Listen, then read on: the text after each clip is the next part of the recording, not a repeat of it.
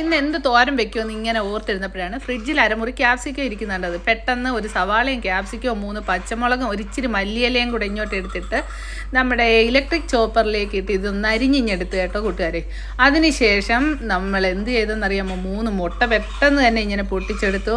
അതിലേക്ക് ഉപ്പിട്ടു, കുരുമുളക് പൊടിയും കൂടെ ഇട്ടിട്ട് നന്നായിട്ട് അതൊന്ന് മിക്സ് ചെയ്തെടുത്തു.